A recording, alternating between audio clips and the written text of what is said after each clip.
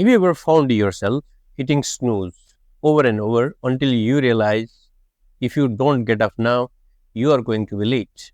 Or maybe you wait until the night before an exam to start studying because the urgency pushes you into action.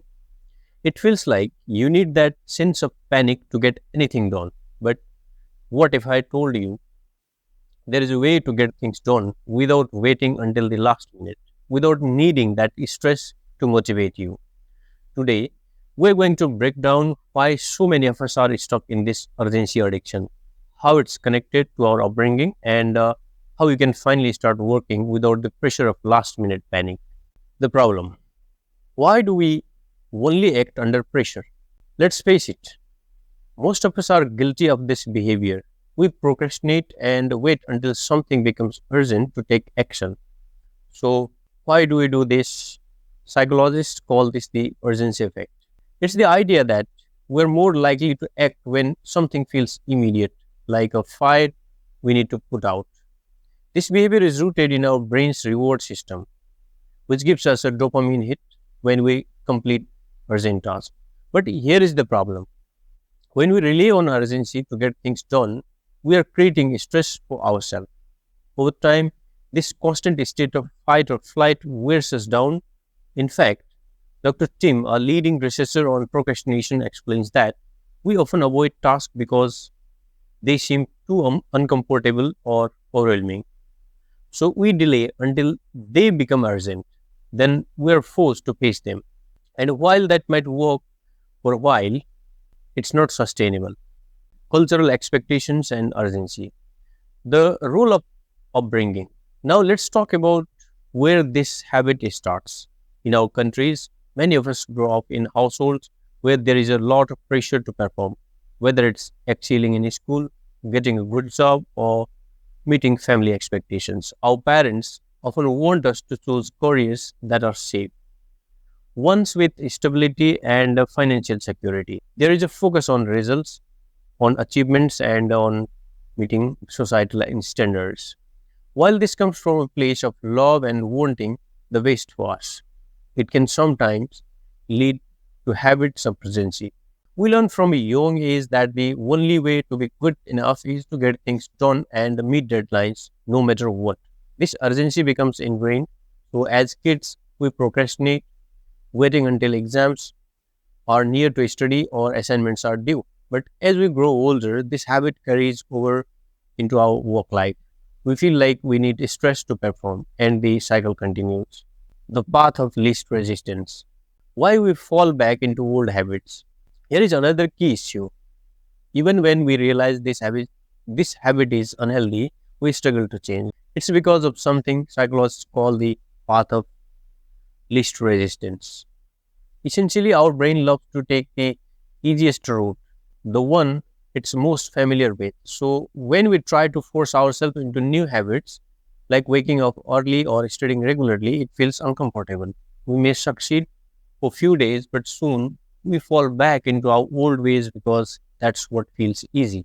And the problem is, we create a sense of compulsion to change. We think, I have to be disciplined, but this creates resistance. The more we resist, the harder it becomes to change. It's like pushing a boulder uphill. You might get somewhere, but as soon as you stop, it rolls back down. This is why so many of us fall into cycles of procrastination, guilt, and last minute panic. We think we need stress or negative emotions to act, but that could not be further from the truth. What does a healthy pattern look like? Imagine this. Instead of waiting for the urgent push, you are able to start your task calmly without pressure. You wake up in the morning, not in a rush, but with enough time to ease into the day. You tackle your task, whether it's work or school, steadily throughout the day. And when you finish, you feel accomplished and at peace, not drained from a last minute sprint. This isn't just a fantasy, it's achievable. The key is to let go of the idea that you need urgency to act. The path of least resistance can work for you instead of against you. When you build small, sustainable habits, your brain will start to accept them as the new easy path. Instead of waiting for stress to motivate you, you will find joy in doing things calmly and steadily. The answer is small steps. Number one, start with just 10 minutes. Instead of trying to change everything at once, start by dedicating just 10 minutes to the task you have been avoiding. Set a timer and focus for that short amount of time. It might not feel like much, but you are training your brain to start with the pressure. Set a reminder and focus for that short amount of time. It might not feel like much, but you are training your brain to start without the pressure of urgency. Number two, take mindful breaks. It's easy to burn out when you are used to working under stress. So take regular breaks, just 5 minutes of mindfulness or stretching. This helps calm your mind and keeps you from feeling overwhelmed.